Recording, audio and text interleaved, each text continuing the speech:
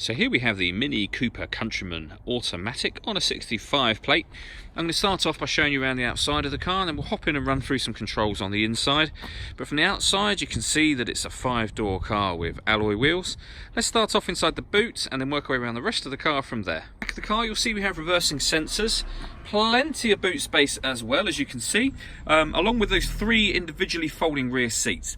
The rear seats also slide forwards or backwards in 2 separate units to either give you more rear legroom or more boot space. Okay, so we're just going to work our way back round to the front of the car now, and then we'll hop in and run through some controls on the inside. But now that we've done a full circle of the car, you can see it's in fantastic condition the whole way round. Just briefly before we climb in, I think it's well worth seeing the interior from this exterior point of view. These seats are as good as new. There's plenty to run through on the dashboard, so let's hop in and we'll do that right now.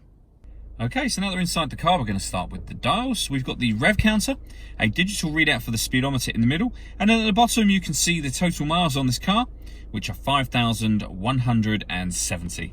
You can change information displayed directly above that by pressing a button on the end of the indicator stalk for various different bits of trip computer information and date and time as well. Over in the centre, we've got the main stereo unit for the car. So if we press the mode button, you can see that this car has got AM FM radio, DAB radio, a CD player, auxiliary input and USB input. So plenty of ways to listen to your music. You can also pair up your phone.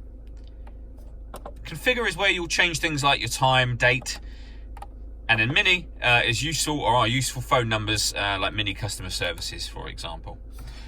Working our way down from that, we have the CD player. And then air conditioning. So fan speed is adjustable on the left, temperature on the right. You can determine the direction of the airflow with this dial. Hit that button to turn the air conditioning. It's on when the green light shows, so off or back on again. You can recirculate the air that's in the car. That's a great way of heating it up or cooling it down quickly, depending on the temperature you set on this dial, of course, and you can turn that off whenever you like. And we have a rear heated screen. Below that, we've got a couple of buttons. So starting from the left, this one turns off the traction control for the car. This one will lock the car doors from the outside, and that's for your front and rear fog lights. Also down here we have a 12-volt charging socket, the fully automatic gearbox, beneath which we've got the auxiliary and USB inputs. All that leaves me to say is thank you for taking the time to watch this video. If you'd like to come and see the car in person and have a test drive, please feel free to call any of our MJA sites. We'd love to hear from you soon.